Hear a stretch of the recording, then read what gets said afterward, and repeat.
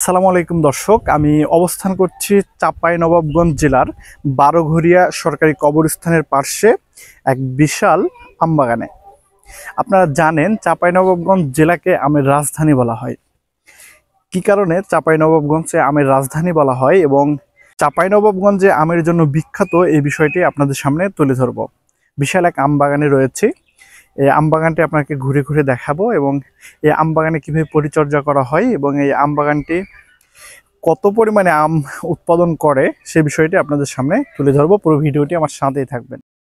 আজকে আমি যাব আমের রাজধানী খ্যাত চাঁপাইনবাবগঞ্জ জেলায়। চাঁপাইনবাবগঞ্জ জেলা বাংলাদেশের উত্তর পশ্চিম অঞ্চলের রাজশাহী বিভাগের একটি প্রশাসনিক অঞ্চল।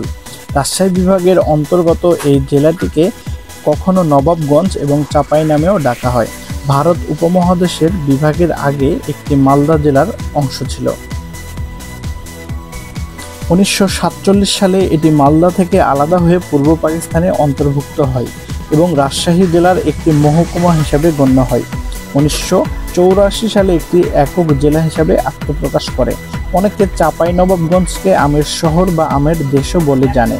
এই জেলায় বাংলাদেশের মোট উৎপাদিত আমের একটি বড় অংশ উৎপাদিত হয়, যার ফলে একে আমের রাজধানী বলা হয় এবং উৎপাদিত এই আমগুলো হয়ে থাকে খুবই সুস্বাদু, যার কারণে একে আমের শহর বলা হয়। চাঁপাই যেতে চোখে পড়বে দৃষ্টিনন্দন রাস্তার ধারে আম গাছ এবং তাল গাছের সারি সারি, যা আমাকে খুব ভালোই লাগছিল। আমি যে চাঁপাই যাচ্ছি সেটি সড়কের মাধ্যমে বোঝা যাচ্ছে। রাস্তার দুই পাশে অনেক আমের গাছ এবং তাল গাছ ছিল। যাই হোক, খুব সুন্দরই লাগছিল রাস্তাগুলো পার হতে। দেখতে দেখতে আমরা প্রায় রাস্তার শেষের দিকে চলে এসেছি। আমরা ঢুকে পড়ব এখন চাঁপাইনবাবগঞ্জের ব্রিজে। মহানন্দা নদীর উপরে এই ব্রিজটি অনেক সুন্দর, যদিও পানি কম ছিল তা অনেক সুন্দরই লাগছিল। এই মহানন্দা ব্রিজ দিয়েই প্রতিদিন সোনা মসজিদ স্থলবন্দর হয়ে অনেক ট্রাক এই অঞ্চল দিয়ে ঢুকে। এই জন্য বৃষ্টিতে প্রায় সময় ভিড় লেগেই থাকে। যাই হোক, সুন্দর এই বৃষ্টি পার হতে খুব সুন্দর লাগছে। ঢাকায় নদীতে ধান চাষ করা হয়েছে, যা দৃষ্টিনন্দন। আপনারা যদি এখানে বেড়াতে আসেন তাহলে অবশ্যই আপনাদের মুগ্ধ করবে। বোঝা যায় প্রতিদিন বৈকাল করে নাকি অনেক ভিড় এই বারোঘরিয়াতে হয়ে থাকে। যাই হোক, দেখতে দেখতে আমরা ব্রিজটি পার হয়ে গেছি। এখন রাস্তা দিয়ে হাঁটতে শুরু করেছি। দেখা পেলাম একটা বিশাল মসজিদ, দৃষ্টিনন্দন কারুকাজ। এই মসজিদটি অনেক সুন্দরই লাগছিল, তাই এখানেই নামাজ পড়ব বলে ভেবে নিয়েছি। এখানে নামাজের পর রওনা হব চাঁপাইয়ের একটি বিশাল আমবাগান দেখার জন্য। মসজিদটি অনেক সুন্দর, রাস্তার ধারে হয়, প্রচুর মানুষ এখানে নামাজ পড়তে আসে। যাই হোক, কিছুক্ষণ এখানে থেকে মসজিদটি দেখলাম এবং সবচেয়ে মসজিদটির ভালো লেগেছে মিনারগুলো প্রাচীন হয় আরও সৌন্দর্য উপভোগ করতেছি। যাই হোক, দেখতে দেখতে মসজিদ থেকে নামাজ পড়ে বের হয়ে গেলাম এবং এখন নিয়ে যাব আপনাদের চাঁপাইয়ের একটি বাগানে। চলুন জেনে নিই চাঁপাইনবাবগঞ্জ কিভাবে নামকরণ করা হয়েছিল।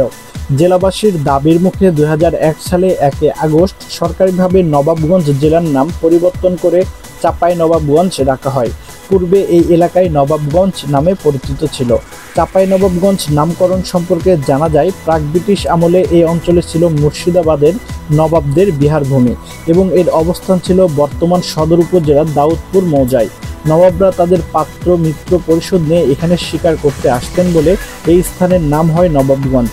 চাঁপাইনবাবগঞ্জ নামের ইতিবৃত্ত নবাব আমলে মহেশপুর গ্রামে চম্পাবতী মতান্তর চম্পারানী বা চম্পবাই নামে এক সুন্দরী বাইজি বাস করতেন। তার নৃত্যের খ্যাতি আশেপাশে ব্যাপকভাবে ছড়িয়ে পড়ে এবং তিনি নবাবদের প্রিয় পাত্রী হয়ে ওঠেন। তার নাম অনুসারে এই জায়গার নাম চাঁপাই। এই অঞ্চলে রাজা লক্ষিন্দরের বাসভূমি ছিল। লক্ষিন্দরের রাজধানীর নাম ছিল চম্পক। চম্পক থেকেও নাকি চাঁপাই নামকরণ নেওয়া হয়েছে, এটি অনেকের মুখে শোনা যায়। চাঁপাইনবাবগঞ্জ জেলা বাংলাদেশের আমের রাজধানী হিসাবে পরিচিত, কারণ গ্রীষ্মকালীন এই ফলটি চাঁপাইনবাবগঞ্জ জেলার অর্থনীতির প্রধান উৎস। চাঁপাইনবাবগঞ্জ জেলার অধিকাংশ জমি বিভিন্ন ধরনের আমের গাছে ভরপুর থাকে।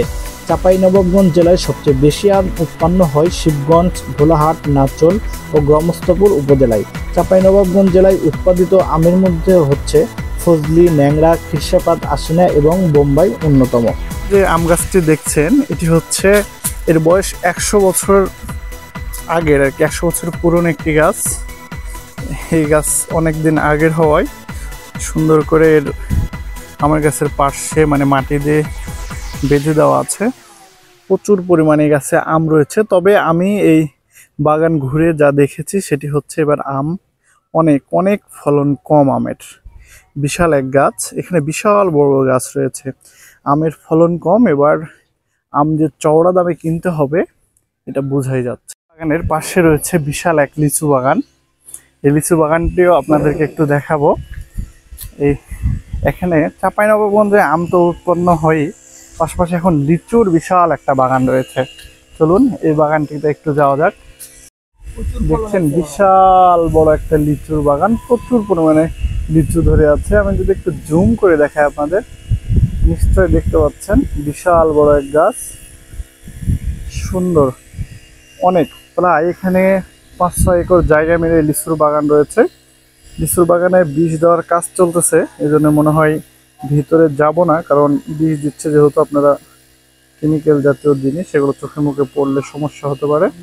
বিশাল একটি বাগান।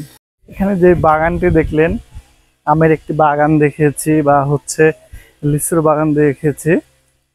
এবারে আমি এই বাগানটি ঘুরে যা বুঝতে পেরেছি সেটি হচ্ছে এবারে এই বাগানে আমের ফলন অনেক কম।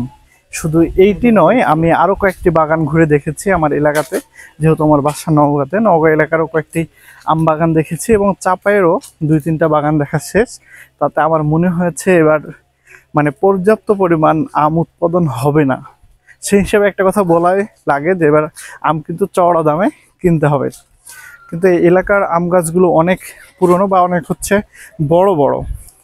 একটা করে আমের গাছে কম করে হলেও মানে এখন যেটা ফলন হয়েছে এখানে অল্প, কিন্তু আগের যখন ভালো ফলন হতো কম করে হলে 100 মণ তো পার আম হবেই, 100 মণ পার প্লাস, কারণ বিশাল বড় বড় আম বাগান এটি পুরো এলাকা জুড়ে। আমি যেখানে যে ভিডিওটি আপনারা যে বাগানটি দেখলেন, কম করে হলে এটি তো 10 একর জমির উপরে বাগানটি হবে, এটি বলাই চলে বিশাল এক আম বাগান। আর আমি যেদিন এখানে অবস্থান করছি সেদিন হচ্ছে চাঁপাইনবাবগঞ্জের তাপমাত্রা হচ্ছে প্রায় 40 ডিগ্রি সেলসিয়াসের মতো, প্রচণ্ড গরম। কিন্তু এই যে ছায়াদায়ক জায়গা আম বাগানে আসলে মনেই হবে না যে 40 ডিগ্রি তাপমাত্রা।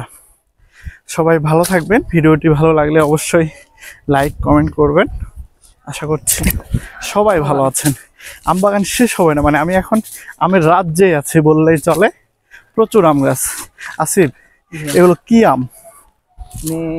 ন্যাংরা আছে, খিরসা আছে, বোম্বাই আছে, গোপালভোগ আছে, প্রায় কম বেশ সব প্রকার আমের জাতি এই বাগানে আছে।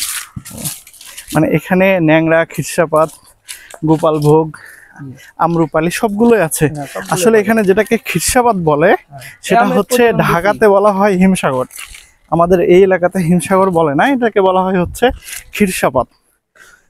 বিশাল বড় এক বাগানে আছি, এখন হাঁটতে আছি, প্রায় কম করে হলো 5 মিনিট হাঁটছি এখানে, তাও মনে করেন বাগান শেষ হয় না। আপনারা বুঝতে পারছেন তাহলে কত বড় একটি বাগানে রয়েছে। ভালো থাকবেন সবাই, সবার সুস্বাস্থ্য কামনা করে চাঁপাইনবাবগঞ্জের আমের যে ব্লগটি এখানে শেষ করছি। ধন্যবাদ।